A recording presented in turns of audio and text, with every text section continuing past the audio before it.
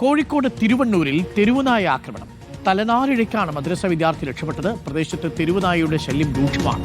മൃഗസ്നേഹികൾ നായയ്ക്ക് ഭക്ഷണം നൽകുന്നത് പ്രതിസന്ധിയാകുന്നു എന്നാണ് ആരോപണം. എ കെ അഭിലാഷ് ഉണ്ട് കൂടുതൽ വിവരങ്ങളുമായി. അഭിലാഷ്, വീണ്ടും ഒരു കുട്ടി രക്ഷപ്പെട്ടത് തലനാരിഴയ്ക്കാണ്.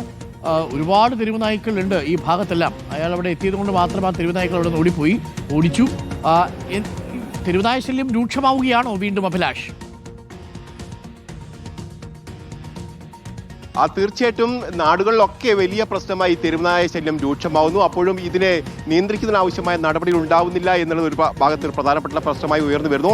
ഇന്ന് രാവിലെ 8:30 തിരുവണ്ണൂരിലെ റെസിഡൻസ് ഏരിയയിൽ വെച്ച് ഈ മദ്രസ വിദ്യാർത്ഥിയെ ഒരു കൂട്ടം നായകൾ, അതായത് 7-8 നായകളുണ്ട്, ആ കുട്ടി കരഞ്ഞു ഓടുന്നതൊക്കെ നമുക്ക് ദൃശ്യങ്ങളിൽ നിന്ന് തന്നെ കാണാൻ കഴിയും.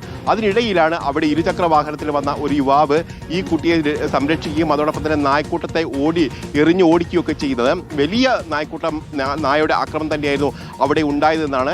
ഒരു പക്ഷേ ആ കുട്ടി ഭാഗ്യവശാൽ തന്നെയാണ് രക്ഷപ്പെട്ടത് എന്ന് വേണം പറയാൻ. കാരണം ഇത്രയേറെ നായകൾ ഒന്നിച്ചു വരികയും ആ കുട്ടിയെ ഓടിക്കുകയും ചെയ്യുന്ന സാഹചര്യം, അതോടൊപ്പം തന്നെ ഗേറ്റിൻ്റെ അടുത്ത് പോയി നിൽക്കേണ്ടുന്ന അവിടെ യാത്ര തന്നെ തടസ്സപ്പെടുന്ന ഒരു സ്ഥിതിവിശേഷമായിരുന്നു.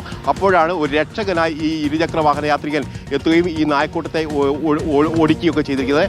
ഏതായാലും ഇവിടെ തെരുവുനായ ശല്യം രൂക്ഷമാകുന്ന ഒരു പ്രധാനപ്പെട്ട കാരണമായി പറയപ്പെടുന്നത് അവിടെ മൃഗസ്നേഹികൾ ഈ നായകൾക്ക് ഭക്ഷണം എത്തിച്ച് നൽകുന്നു എന്നുള്ളതാണ്. അതൊരു പ്രധാനപ്പെട്ട പ്രശ്നമായി നേരത്തെ തന്നെ പരാതി ഉയർന്നിരുന്നു. പക്ഷേ അതിന് ഒരു നടപടിയും ഉണ്ടായില്ല എന്നുള്ള ആരോപണം കൂടി വരുന്നു.